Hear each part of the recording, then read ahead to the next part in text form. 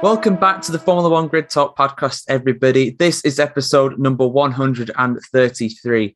I'm your host, George Howson, and today we have something very different. We have an exclusive interview with the head of Pirelli Motorsport, Mario Isola. Hi, Mario. How are you? And how's things at your end?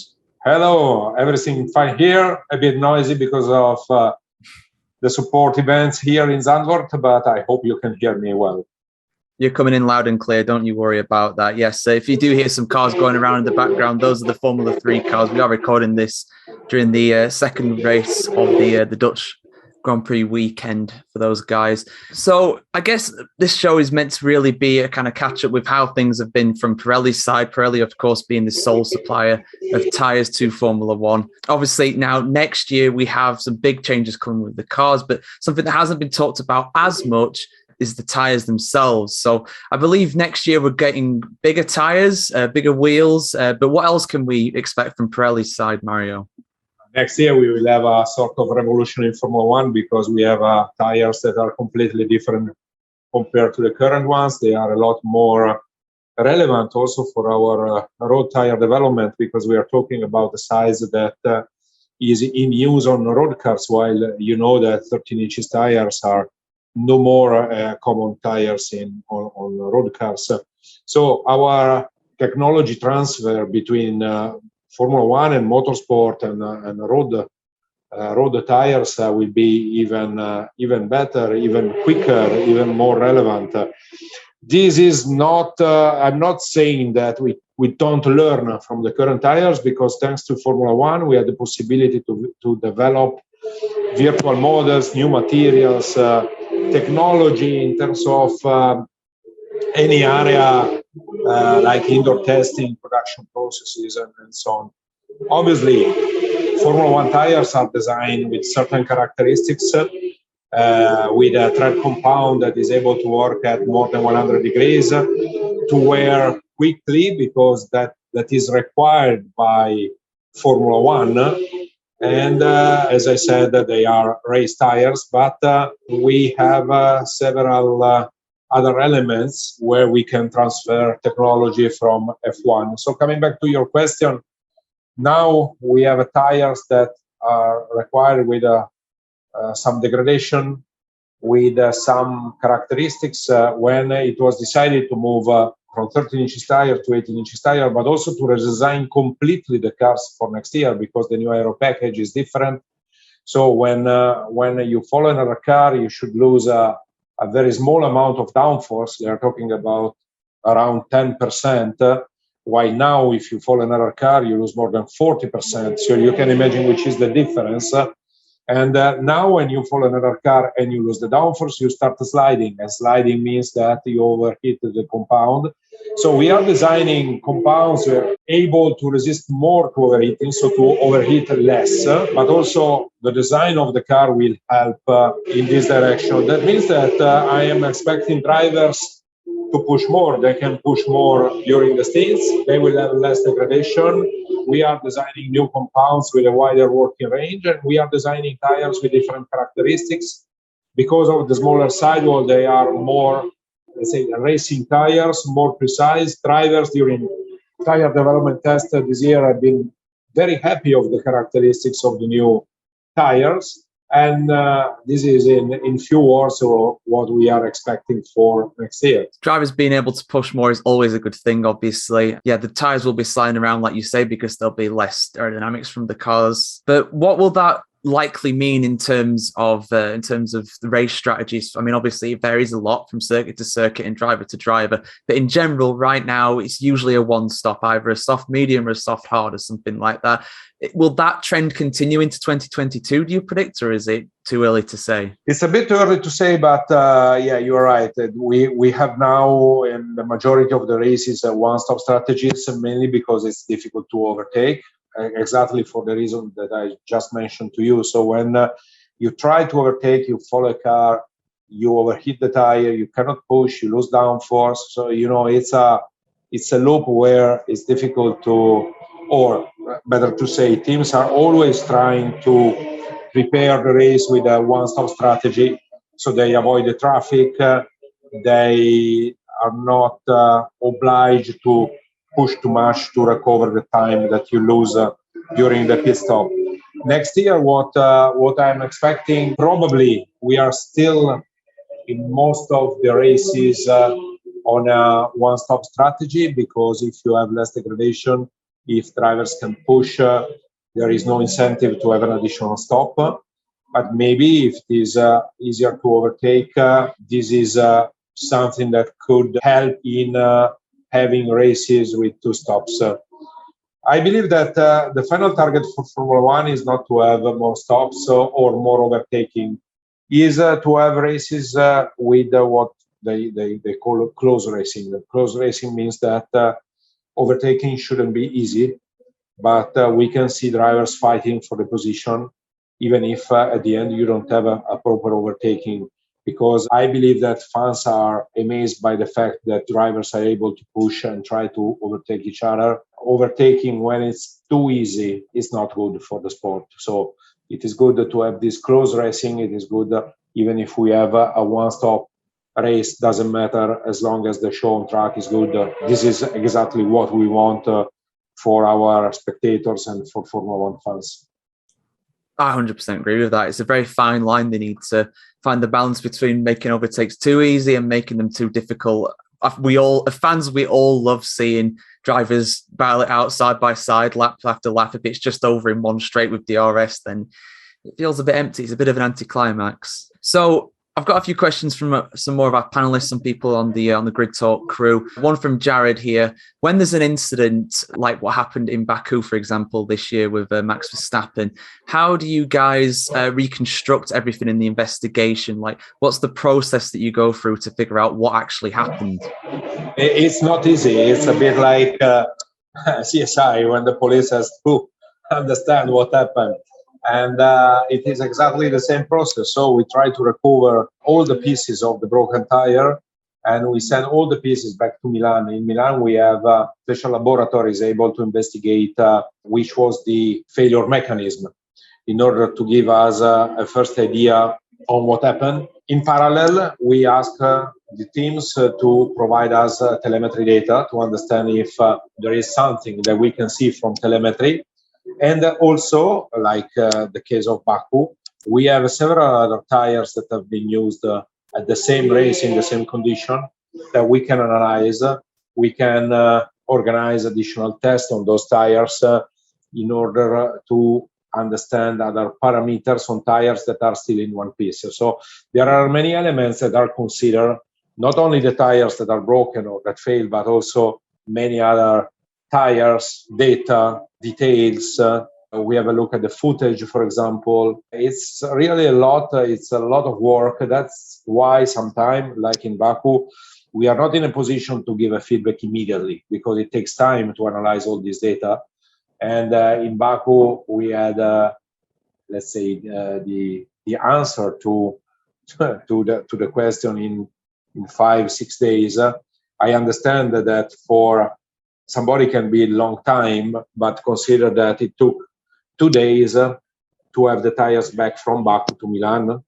And this is a time that we cannot avoid. So we immediately organized to fly the tires back to Milan, but you have the custom, you have a lot of stuff that you have to manage. So 2 days were lost because of the transportation, and 4 days for the analysis where, trust me, we did the analysis very, very quickly, considering all what I described to you.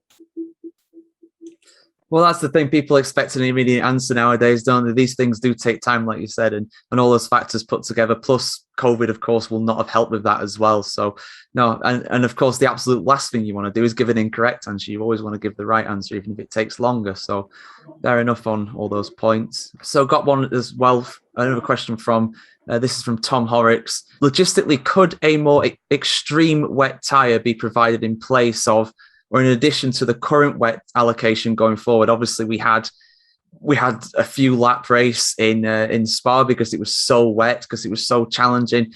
Has there been any kind of plans for potentially a monsoon tire? Like I think Bridgestone or Michelin used to have that years and years ago. Has there been any talk of Pirelli doing something similar to that? But we can do that, but honestly, I'm not sure that this is the solution, because we are comparing all the years where we had also different decisions from the race direction. Now, obviously, when there is so much water on track and the visibility is close to zero, nobody wants to allow drivers to take any risk. So I fully understand that motorsport is dangerous, and we agree that there is a part of a risk in it, but we have to avoid a stupid situation where they take a risk for nothing. So in Spa, the amount of water on track was quite high, and when we designed a full wet tire able to disperse more than 80 liters of water per second at 300 kph, clearly this water has to go somewhere, and it goes in the air as a spray, and the spray makes the visibility very difficult or almost impossible. There was a lot of talking after Spa on the opportunity to use different type of asphalt, or to have a circuit where you have a sort of, let's say, banking also on the straight, in order to avoid that you have standing water. They are all great ideas, but obviously on each one there are pros and cons, so we have to consider that carefully. And on top of that, I have to say that we didn't see many races cancelled because of that in the last 10 years. I remember 3-4 probably situations like it was a Spa. I remember one year in Japan there was a sort of monsoon, and they cancelled the Saturday qualifying. I remember that in Austin one year it was a really difficult situation. The Canada 2011, there was a big delay in the starting of the race because of the water on track. But in this situation, sometimes there is nothing you can do. Many other sports are affected by weather conditions, so it's not just Formula One. If you have snow, if you have heavy rain, also football or other sports are obliged to cancel the events. So it's not just affecting, unless you don't have an indoor sport, that is different. You have to accept that weather conditions can be so bad and you are obliged to cancel the event. Yeah, I'm totally with you on that one. It was a freak day. It was Spa weather times 20. It was something that we didn't see coming, and it's something we very rarely see. Even when there is rain, the delays a start. It's very rare it gets the whole event cancelled, and it's the shortest race ever. This never happened before, and hopefully, fingers crossed, it won't happen again soon, because I wouldn't expect it to. It's a totally freak day. I've got another question from Tom Horrocks here. So obviously, Pirelli this is their 11th year providing tyres to Formula One as the sole tyre provider. In that time, out of all the different compounds that Pirelli have produced, which was your favourite? The Hypersoft. Yeah, 2018? You remember the pink one? Yeah. Because it was, I remember when the drivers tested the Hypersoft for the first time, they were so happy, over the moon because of the level of grip. And I remember that I told them, guys, don't forget that when you have a compound like this, clearly the level of degradation is much higher, because it's a sort of a qualifying tire that can give you a fantastic grip for one lap, but then you have to accept that the degradation is high. And they said, no, we want Hypersoft for all the races. And I said, no, come on, that's not possible. But yeah, my favorite one was the Hypersoft. I love that too. It was like a throwback to the old qualifying tires back in the day. A tire that would do one lap and probably not many more. That's a tire for people who want to see really fast degradation, like we had some years, like in 2013. Something different at the end of the day. I've got a potentially awkward question for you here now as well. So Ruby Price has asked, was Lewis Hamilton and several other drivers right in saying that the decision to run 2 timed laps at the Belgian Grand Prix last weekend behind the safety car, was that financially motivated, do you think? Or is that something that you can comment on? I know it's a bit of an awkward question. I don't know exactly why they took the decision to run the safety car for 2-3 laps. Obviously, it's difficult to take a decision in a short time. because we are talking about few hours, but it's an important decision. I believe that race direction tried everything possible to let the race start. Unfortunately, and this is also, you remember that they decided at a certain point to stop the counter, because in the regulation is written that after 3 hours or 4 hours you have to declare the race finished, and they decided to have an additional hour, even if in the regulation is stated in a different way, and that was to try to do everything possible to have the race then above a certain limit you cannot go also, because it was becoming dark. And in any case, I was there until midnight and it was raining, so there was no hope to have the race on Sunday. Many discussions on the possibility to move the race on Monday, but I guess moving the race on Monday means not having spectators. It means we had to move to Zandvoort. It's complicated. It's not that you can move an event like this of one day after and everything is easy. So the 2 laps were decision right or wrong. It's not my job to say.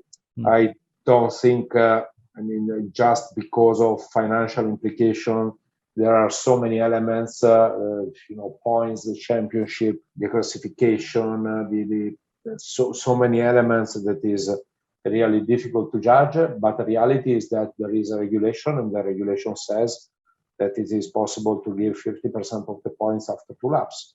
So the regulation was applied. Maybe there is the need to review the regulation. I believe that they are looking at it.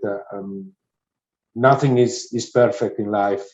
You always find a way to improve. So regulation, tires, cars, speed, safety, everything can be improved.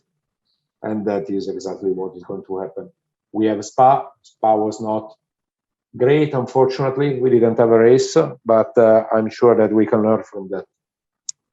Yeah, that's the thing. Like we mentioned earlier on, it was a freak day, and like you say, if you were there until midnight and it was still raining, there was no chance of running that.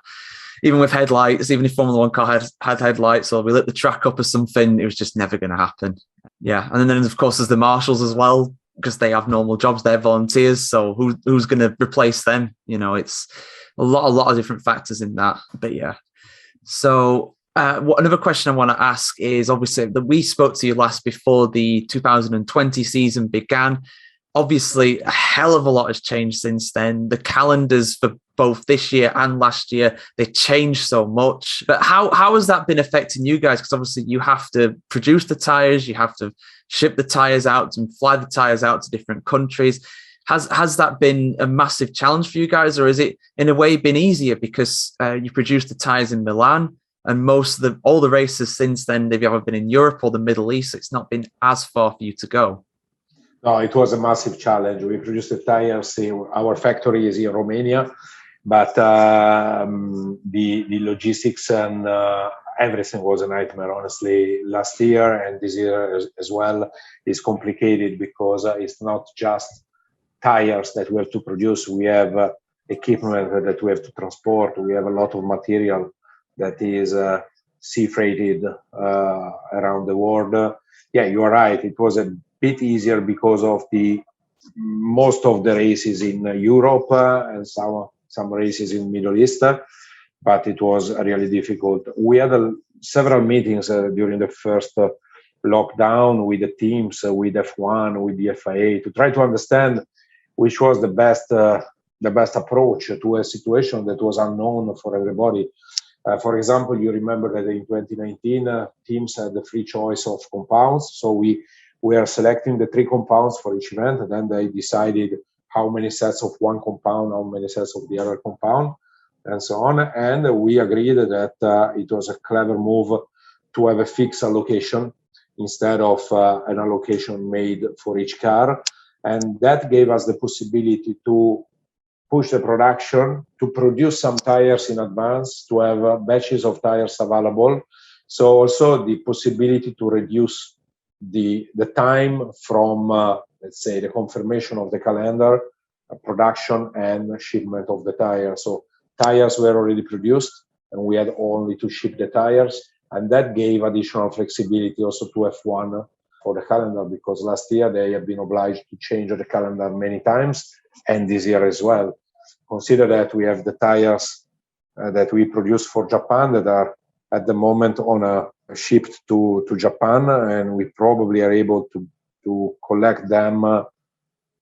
I believe the tires in Shanghai and the equipment in Singapore, because there is a transshipment from one boat to another boat, and everything is complicated. So we have sometimes we lose equipment, we lose the tires because they are going in a country that is far away from Europe, and then the organizer is obliged to cancel the race. It's really complicated, and not only for the tire, but also for our people to get all the paperwork and PCR test and vaccine and everything that is necessary to travel. So complicated. Yeah, very complicated indeed. So the tires for the Japanese Grand Prix this year, they were sent out before the race was cancelled. Unfortunately, both the tires and the equipment, because we had the deadlines for shipping companies, so we had to do that. And you know that logistics and traveling is even more complicated because of the COVID situation. So you don't have all these cargo availability that you had in the past. So sometimes it takes more time to get to a country because of restrictions, customs, and so on. And that's why we had to ship the tires to Japan before it was announced that Japan was cancelled. It doesn't matter. We will fix it. We will find the tires and send them back and reroute them to another race or back to UK. But it's an additional work for our logistic people, and they have been absolutely great last year because they did a miracle, I believe. Not just our logistic people, but all the people that are involved in logistics in Formula One. I think about the teams. They have to transport the garages and equipment and cars and F1 the same. There is a lot around a Grand Prix. It's not just a nice event. There is really a lot of stuff. Yeah, it's a traveling circus. That's the old phrase that goes along with it. So I already probably know the answer to this question, to be honest. But when it comes to these races being cancelled, do you guys get any sort of advanced warning? Because for Japan, for example, it was on the cards that it was going to be cancelled for a long time, even before the Olympics happened. But it just kept going on, and then eventually it was cancelled. But it sounds like you probably found out at a similar time to what the fans did. More or less, but because Formula One was working a lot with the promoter in order to try to make it happen. So it's not because they don't want to give us information in advance. It's just because we are working really at the last minute. So it's not easy for them. They keep us updated, but sometimes it's difficult also for them to know if a race is. Sometimes it's a decision of the government. Sometimes it's a decision of the promoter. Sometimes conditions are changing last minute, and suddenly you have a race organized in one country, and the day after the country is in the red list for Europe, and then it becomes difficult because when you are back, you have to quarantine for 10 days or 2 weeks, and if you quarantine people, then you can go to the following race. So it's really a mess. Yeah, that's one way of looking at it. Turkey's been moved a lot as well. But what's kind of the rumors around? Because there's a few question marks, to say at least, around Mexico and Brazil. Are you fully expecting to go racing there this year? That's a good question. My feeling is that we need to be ready to possible changes, other changes to the calendar, because as I said, a lot of things are changing day by day. At the moment, all these races have been confirmed, so we still miss what is going to happen after Brazil. But the calendar is still on 22 races, one race less compared to the first version. And I know that Formula One is doing everything possible to guarantee that we are going to race in 22 different locations. So I'm confident that we will have a great championship, despite the COVID situation.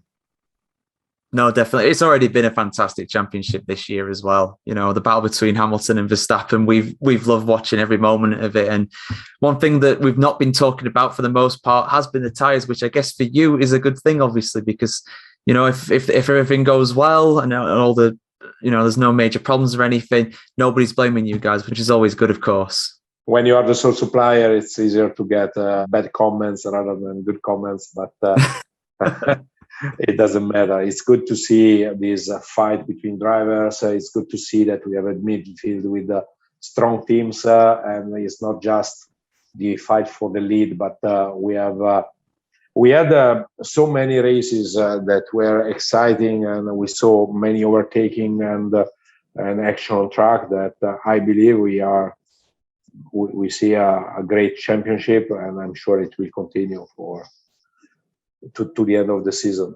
Absolutely. That's what we're all hoping for. Well, thank you, Mario. These have been fantastic answers, just like last time. Good luck for the rest of the season. Hope all goes well. And yeah, we'll hopefully catch you for another podcast maybe sometime. With pleasure. Thank you very much, and enjoy the rest of the weekend. You too. I hope the rest of the Zandvoort weekend goes well for you guys. Bye-bye. Thank you. Bye-bye. Thank you. Hope you guys enjoyed the show. I definitely did. It's always good chatting to Mario. He's some really fascinating answers there.